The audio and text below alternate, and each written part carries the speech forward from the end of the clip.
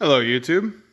I've been yelled at repeatedly to make a video and show what I've been working on. I've been working on a lot of stuff. One of the things is sugar boards for my bees because I'm planning on really expanding them, and I'm doing a whole bunch of experiments with all my breeding.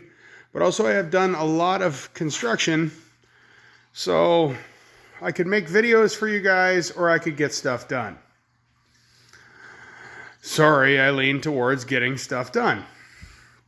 So, because I'm poor, I've been pouring the concrete by myself, or as I was luckily available the other night, I had a few friends out, so they've been helping with a few pads.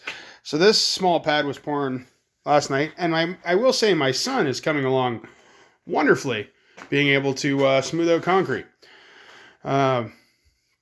But not only is now all the concrete done in the slaughter room, but the plumbing is done. I mean, well, the plumbing is in the ground. The only section I still have to pour, as you see that really dark spot, I literally poured that about 40 minutes ago. It extends out the other side, we'll show you. But this is the only section I really have to pour to be able to seal off this spot. I did put lights in both sides. We did have to do some changing around due to the fact that this barn was built on another old barn pad, and there was an old concrete pad underneath, so we had to move the bathroom over. So I no longer get the super fancy bathroom door. It's now going to be that from bathroom door as opposed to the other super fancy frosted glass door. And no, I can't switch them because one is 34 and one is 32. But we are getting a whole bunch of stuff done. It's just a quick, small overview. I'm not even going to walk up the stairs. There is more stuff done upstairs, but as many of you know, my lights are on a sensor. And the other night, the sensor had clicked off. I came in through the backside, and I tripped over a pump jack and smashed my legs horribly.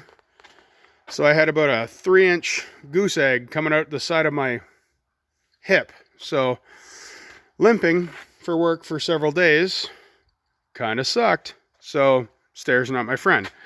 So this is the pantry room. I did start framing up for the shelves because I was bored. Still got to do the drywall. Hopefully, maybe this weekend, depending on if my buddy can come out and depending on if I can get the materials. And also, let me squeeze through the hole that's not made for humans. And my shirt's cut. There we go. So yeah, that's the rest of that pad. As I say, I've been pouring it in sections. So let me just hop over here. Because I don't have an actual water line ran to this shop yet. There is my cistern, guys. This room, the floor is actually made, so it's about 4.5 to 6 inches of concrete. Then I've got 1.5 inch blue foam. I can't think of what it's called, but the closed cell foam. It's that blue stuff. And then it's 3/8 plywood sitting on top. And then the tanks, and this is like one of the tanks going in. That's my pressure tank. That's what you call a bladder tank. My buddy Beard's going to take care of a lot of the water hookups for me. I know how to do a lot of it. I work with him on some jobs when I'm free, but he's quicker at it than me, so he'll take care of a lot of this stuff. And this is where the water room's going to go in. And a lot of people don't realize that when you have someone that comes and works on your well, if you have a pump house, which this is basically a gigantic pump house, you have a heat lamp in there, because most of the time a heat lamp, sorry, didn't mean to give everyone COVID. The heat lamp will heat up a small room. Well, the problem is many people only have a heat lamp inside their pump house. And that drives my buddy nuts. because he's like, that is the worst light to try to work by. So for my buddy Beard, I not only put in 2 other lights for him, which aren't hooked into the box, but none of this room is hooked into the box yet. But not only do I have 2 lights that go on by a switch, but I also put the heat lamp by a switch, so when he's working in here, he can shut that off. There's also a plug to run a small oil heater in here. There's 220 power going in here, so he can run the pump. So, walking out here, that's getting built, all sealed in with a big door. Ceiling's getting closed in on it.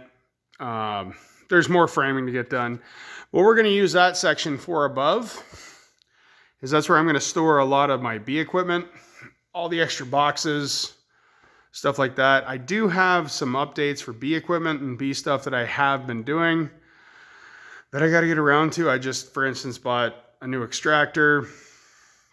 Guy was been out for a few years, so I bought some equipment off of him.